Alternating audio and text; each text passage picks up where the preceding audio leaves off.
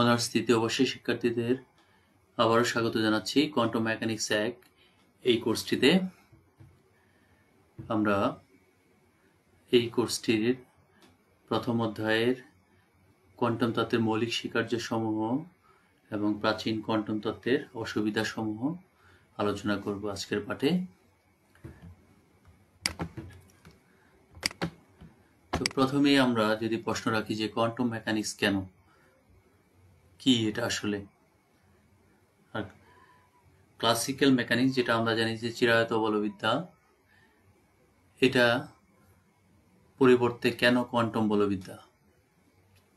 আসলে 19 শতকের শেষের দিকে কিছু সমস্যার উদ্ভব হয় যেগুলোর সমাধান আসলে কোয়ান্টাম ক্লাসিক্যাল ফিজিক্স বা চিরায়ত বলবিদ্যার সাহায্যে বর্ণনা করা সম্ভবপর হয়নি। তো সেই ধরনের কিছু সমস্যার মধ্যে রয়েছে কৃষ্ণকায়া বস্তুর বিকিরণ বা ব্ল্যাক বডি রেডিয়েশন, তারপরে রয়েছে ফটোইলেকট্রিক ইফেক্ট, তারপরে রয়েছে পরমাণুতে সৃষ্ট বর্ণালী ব্যাখ্যা, পরমাণুর গঠন। এই সমস্ত বিষয়গুলো সঠিকভাবে প্রচলিত পদার্থবিদ্যা ব্যাখ্যা করতে পারেনি, যার কারণে বিজ্ঞানীরা পদার্থবিজ্ঞানের নতুন একটি শাখা খোঁজার ব্যাপারে কৌতূহলী হয়ে ওঠেন এবং 1900 সালে ম্যাক্স প্ল্যাঙ্ক সর্বপ্রথম কোয়ান্টাম বলবিদ্যার সূচনা করেন। তো আমরা ব্ল্যাক বডি রেডিয়েশন এবং ফটোইলেকট্রিক ইফেক্ট দুটি চিত্র দেখতে পাচ্ছ। এটা হলো ব্ল্যাক বডি রেডিয়েশনের আর এটা হচ্ছে ফটোইলেকট্রিক ইফেক্ট। দুটি চিত্র থেকে আমরা একটু কিছু বোঝার চেষ্টা করি। সেটা হচ্ছে যে চিরায়ত বলবিদ্যা কেন ব্যর্থ হয়েছে সেটা আমরা একটু দেখব। তো এখানে তিনটি কার্ভ দেখতে পাচ্ছ। একটি লাল, যেটা হচ্ছে রেলিক জিন্সের কার্ভ। আমরা জানি যে কৃষ্ণকায়া বস্তু সে সকল ধরনের রেডিয়েশন সে গ্রহণ করতে পারে, সকল ধরনের ওয়েভলেংথের সে বিকিরিত শক্তি সে গ্রহণ করতে পারে এবং পরবর্তীতে সে সেগুলো বিকিরণ করে। দেখা যাচ্ছে যে সে একটি নির্দিষ্ট তাপমাত্রায় একটি নির্দিষ্ট ফ্রিকোয়েন্সির বা কম্পাঙ্কের রেডিয়েশন বেশি পরিমাণে সে, এদিকে হচ্ছে তার রেডিয়েশনের মাত্রা বেশি পরিমাণে সে বিকিরণ করে। তো রেলিক জিন্সের ক্লাসিক্যাল থিওরি এই ব্ল্যাক বডি রেডিয়েশনের নিম্ন বস্তুর ক্ষেত্রে বা নিম্ন কম্পাঙ্কের বস্তুর ক্ষেত্রে সেটা মিলে যায়, কিন্তু উচ্চ কম্পাঙ্কের যে রেডিয়েশনের ক্ষেত্রে তার থিওরিটা পরীক্ষালব্ধ যে ফলাফল কৃষ্ণকায়া বস্তুর সেটার সাথে আসলে মেলে না। এরপরে ভিন তার যে পরীক্ষালব্ধ ফলাফল সেটা দেখা যাচ্ছে যে উচ্চ বিকিরণের কৃষ্ণবস্তুর উচ্চ বিকিরণ অংশের সাথে সম্পূর্ণ মিলে যায়, কিন্তু নিম্ন কম্পাঙ্কের বিকিরণের সাথে সেটাও অসামঞ্জস্যতা প্রদর্শন করে। তো পরবর্তীতে ম্যাক্স প্লাঙ্ক যে তার থিওরি দিয়েছেন কোয়ান্টাম থিওরি, তার সাথে দেখা যাচ্ছে যে পরীক্ষালব্ধ যে ফলাফল কৃষ্ণকায়া বস্তুর বিকিরণের ক্ষেত্রে সেই পরীক্ষালব্ধ ফলাফলের সাথে সম্পূর্ণ রেঞ্জেই মিলে যায়। তারপর থেকে বিজ্ঞানীরা আরো বেশি কৌতূহলী হয়ে ওঠেন যে কৃষ্ণকায়া বস্তুর যেই বিকিরণের যেই ব্যর্থতা ক্লাসিক্যাল ফিজিক্সের, সেটা কোয়ান্টাম নতুন একটি ফিজিক্স, সেই ফিজিক্সের সাহায্যে ব্যাখ্যা করা সম্ভবপর হয়েছে। তো পরবর্তীতে কোয়ান্টাম মেকানিক্সের আরো অনেক অগ্রগতি সাধিত হয়। আইনস্টাইনের আপেক্ষিক তত্ত্ব, রমন ক্রিয়া, কম্পটন ক্রিয়া, ডি ব্রগলি তরঙ্গ, হাইজেনবার্গের অনিশ্চয়তা নীতি, এগুলো সবই আসলে কোয়ান্টাম মেকানিক্সের বিভিন্ন তত্ত্ব। তো তাহলে ক্লাসিক্যাল মেকানিক্স কি সব ক্ষেত্রেই ব্যর্থ? না, ক্লাসিক্যাল মেকানিক্স এখনো তার রাজত্ব করে যাচ্ছে। অনেক বড় বস্তু এবং স্বল্প গতিসম্পন্ন বস্তুর ক্ষেত্রে ক্লাসিক্যাল মেকানিক্স এখনো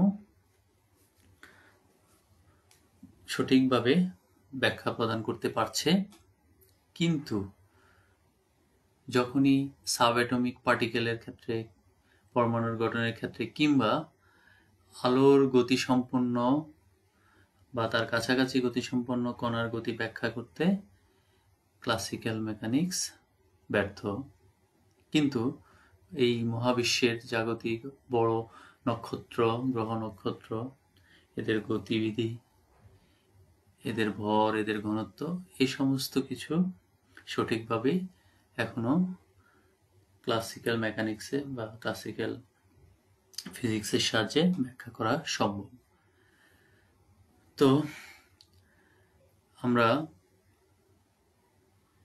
পরবর্তীতে যে সমস্ত উন্নয়নগুলো কোয়ান্টাম বলবিদ্যার সাহায্যে করা হয় সেটা হচ্ছে যে রমন ক্রিয়ার ব্যাখ্যা, কম্পটন ক্রিয়ার ব্যাখ্যা, তারপরে ডির ব্রগলি তরঙ্গ এবং হাইজেনবার্গের অনিশ্চয়তা নীতি। এই জিনিসগুলো কোয়ান্টাম মেকানিক্সের উন্নয়নে ব্যাপক ভূমিকা রাখে।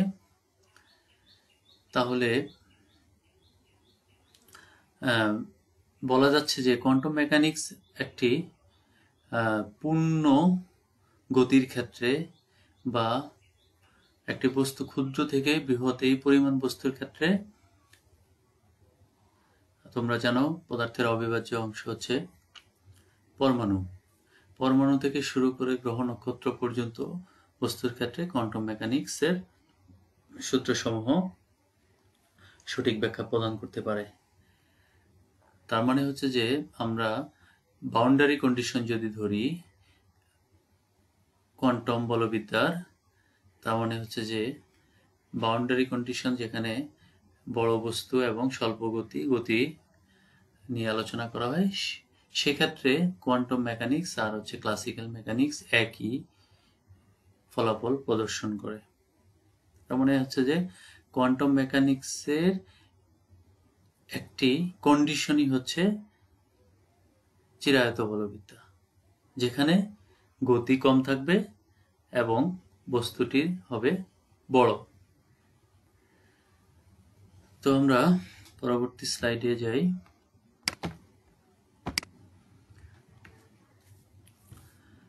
তো আলোর যে প্রথম তিনটি তত্ত্ব রয়েছে, দেখো কণা তত্ত্ব, তরঙ্গ তত্ত্ব, তড়িৎচুম্বকীয় তত্ত্ব। কণা তত্ত্ব নিউটন প্রদান করেন, তরঙ্গ তত্ত্ব হাইগেন প্রদান করেন, তড়িৎচুম্বক তত্ত্ব জেমস ম্যাক্সওয়েল। তো এই তিনটি তত্ত্ব আলোর সম্পূর্ণ বিহেভিয়ার বা তার যেই ধরনের ফিনোমিনা সে দেখায় সেগুলো ব্যাখ্যা করতে সক্ষম হয়নি সম্পূর্ণভাবে। কণা তত্ত্ব বলো, তরঙ্গ তত্ত্ব বলো, তড়িৎচুম্বকীয় তত্ত্ব বলো, কোনো তত্ত্বই 100% আলোর যে বিভিন্ন বৈশিষ্ট্য সেগুলো ব্যাখ্যা করতে সক্ষম হয়নি। তখনই ম্যাক্স প্ল্যাঙ্ক তার কোয়ান্টাম তত্ত্বের অবতারণা করেন। তো কোয়ান্টাম তত্ত্ব মূলত আসলে কণা তত্ত্ব এবং তরঙ্গ তত্ত্বের মিলিত রূপ। কিভাবে? আমরা তত্ত্বটি যদি একটু দেখি, কোন উৎস হতে আলোক রশ্মি নিরবিচ্ছিন্নভাবে বের হয় না, বরং গুচ্ছ বা প্যাকেট আকারে বের হয়। এই গুচ্ছ বা প্যাকেটকে বলা হয় ফোটন।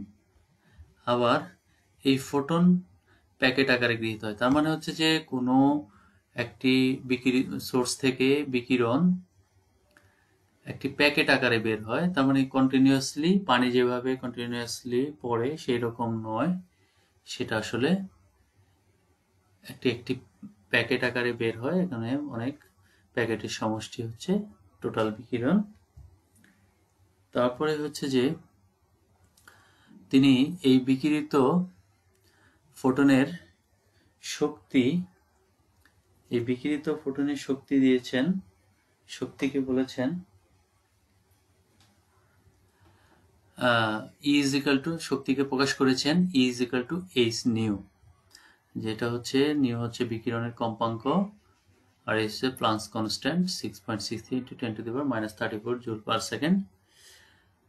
তো যদি একই সাথে n সংখ্যক বিকিরণ বের হয় একই শক্তির, তাহলে সেটাকে আমরা বলবো E = NH নিউ। তো এখান থেকে দুটি জিনিস আমরা দেখতে পাচ্ছি। একটি হচ্ছে বলা হচ্ছে যে প্যাকেট আকারে, তার মানে কণা, গুচ্ছ আকারে বা একটি কণা তত্ত্বকেই সে সমর্থন করছে এই তত্ত্বটি। আবার এখানে একটি কম্পাঙ্ক রয়েছে নিউ, সেটা আবার তরঙ্গ তত্ত্বকে সমর্থন করছে, কারণ আমরা জানি যে তরঙ্গেরই কম্পাঙ্ক রয়েছে। তার মানে এই তত্ত্বটি মূলত কণা তত্ত্ব এবং তরঙ্গ তত্ত্বের মিলিত রূপ। তোমরা এখানে দেখতে পাচ্ছ যে একটি কণা সরল দোলকের মতো তার অবস্থান পরিবর্তন করছে হারমোনিক মোশনে। এই মোশনটাকে আমরা বলতেছি হারমোনিক মোশন, ছন্দিত গতি, মানে একটি নির্দিষ্ট দূরত্বে গিয়ে আবার ফিরে আসে, এটা হলো ছন্দিত গতি। তো যখন একটি কণা এরকম ভাবে গতিশীল হবে, তখন কম্পিত হবে, তখন সেখান থেকে একটি বিকিরণ বের হবে। সেই বিকিরণটাই হচ্ছে ফোটন। প্রতিটি কম্পনের জন্য এক একটি ফোটন বের হবে, তারও একটি কম্পাঙ্ক থাকবে, সেটা হচ্ছে নিউ। তো এই হচ্ছে ম্যাক্স প্লাঙ্কের কোয়ান্টাম তত্ত্ব, যেখানে শক্তির একককে বলা হচ্ছে ফোটন, শক্তির একক কোয়ান্টাকে বলা হচ্ছে ফোটন। তারপরে আমরা নেক্সট স্লাইডে চলে যাই। তো প্রাচীন বা প্লাঙ্কের কোয়ান্টাম তত্ত্ব আসলে পুরোপুরি সব যেই বিষয়গুলো পরবর্তীতে উঠে এসেছে সেগুলোর ব্যাখ্যা সম্পূর্ণভাবে প্রদান করতে পারেনি, যেমন Raman effect, Compton effect, মেজনার effect. এই ধরনের ইফেক্টগুলো আসলে পুরোপুরি ব্যাখ্যা করতে সমর্থ হয়নি। তারপরেও সে এই তত্ত্বটি অনেকগুলো বিষয়কে সঠিকভাবে ব্যাখ্যা করতে সক্ষম হয়েছে। আইনস্টাইন পরবর্তীতে ফটোইলেকট্রিক ইফেক্ট ব্যাখ্যা করেন এই তত্ত্বের সাহায্যে। তিনি কৃষ্ণগয় বস্তুর ক্ষেত্রে এটি ব্যাখ্যা দেন। তারপরে পার্টিকেল ইন এ বক্স, এই সমস্যাটির সমাধান হয়। তারপর সিম্পল হারমোনিক যে মোশন পদার্থের কণা সময়ের, সেটারও ব্যাখ্যা সম্ভব হয়। তো দৃঢ় ঘূর্ণক, এই ব্যাখ্যাটিও প্রাচীন তত্ত্বের সাহায্যে দেওয়া যায়। তার মানে আমরা কোয়ান্টাম মেকানিক্সেরও দুটি যুগ পেয়ে যাচ্ছি, প্রাচীন যুগ আর আধুনিক যুগ। তো বোরের কোয়ান্টায়িত নীতিটি তাত্ত্বিকভাবে গ্রহণযোগ্য হলেও এর কোনো ভৌত ব্যাখ্যা দিতে পারেনি, কারণ বোরের যেই তত্ত্বটি সেটি প্রতিষ্ঠিত হয়েছে প্রাচীন কোয়ান্টাম তত্ত্ব বা ম্যাক্স প্ল্যাঙ্কের তত্ত্ব অনুযায়ী, তত্ত্বের আলোকে। সেখানে হাইড্রোজেনের মতো সহজ একটি পরমাণুর ক্ষেত্রে এটা বর্ণনা করা সম্ভব হলেও, তার বর্ণালী ব্যাখ্যা করতে পারলেও, হিলিয়াম কিংবা তার চেয়ে যে বড় পরমাণু, অধিক ইলেকট্রন সম্পন্ন পরমাণু সমূহের ক্ষেত্রে এই তত্ত্বটি সঠিক ব্যাখ্যা দিতে পারেনি। তারপরে 3 নম্বরে আমরা দেখতে পাচ্ছি এই তত্ত্ব বর্ণালীর সূক্ষ্ম গঠনকে পরিপূর্ণভাবে ব্যাখ্যা করতে পারে না। তো এই তত্ত্বটি বর্ণালীতে, আমরা বিভিন্ন ধরনের বর্ণালী পেয়ে থাকি। যখন একটি ইলেকট্রন একটি শক্তি স্তর থেকে অন্য শক্তি স্তরে জাম্প করে, তখন আসলে বর্ণালীর উদ্ভব হয়। সেই বর্ণালীর ক্ষেত্রে যে তার গঠন, সেটা আসলে ব্যাখ্যা করা সম্ভব হয়নি এই তত্ত্বের সাহায্যে। এটি ইলেকট্রনের স্পিন গতিকে ব্যাখ্যা করতে পারে না। ইলেকট্রনে আমরা জানি দুই ধরনের গতি রয়েছে, একটা হচ্ছে অরবিটাল মোশন আর একটা হচ্ছে স্পিন মোশন। অরবিটাল মোশনকে ব্যাখ্যা করতে পারলেও স্পিন মোশনকে এই তত্ত্বটি ব্যাখ্যা করতে পারে না, কারণ ইলেকট্রনকে আমরা যদি একটি দৃঢ় বিন্দু ভরের বস্তু হিসেবে আখ্যায়িত করি, তাহলে তার স্পিন গতিটা ব্যাখ্যা একটা জটিলতা চলে আসে এই তত্ত্বের সাহায্যে। তারপরে এটি পাউলির বর্জন নীতিকেও ব্যাখ্যা করতে পারে না। পাউলির বর্জন নীতি আমরা জানি যে বলা হয়ে থাকে যে দুইটি ইলেকট্রনের একই কোয়ান্টাম অবস্থা থাকতে পারে না, এটা হচ্ছে পাউলির বর্জন নীতি। তারপর প্রাচীন কোয়ান্টাম তড়িৎচুম্বক তরঙ্গের বিচ্ছুরণ ঘটনাকেও ব্যাখ্যা করতে পারে না।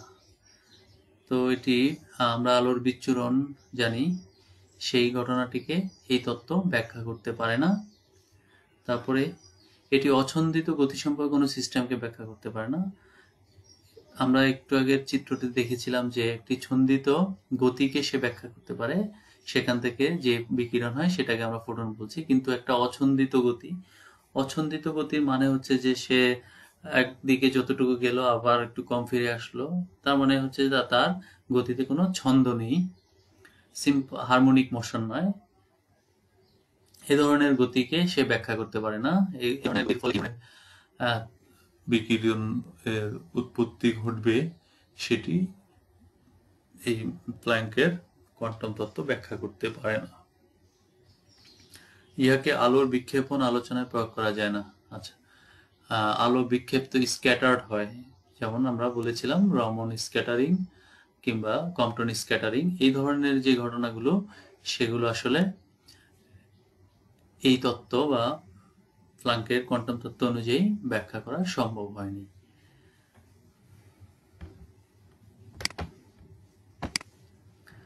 তো তোমাদেরকে আবারও ধন্যবাদ জানিয়ে আজকের ক্লাসটি এখানেই শেষ করছি। পরবর্তী ক্লাস শুরু পর্যন্ত তোমরা ভালো থেকো, সুস্থ থেকো, সাবধানে থেকো। আল্লাহ হাফেজ।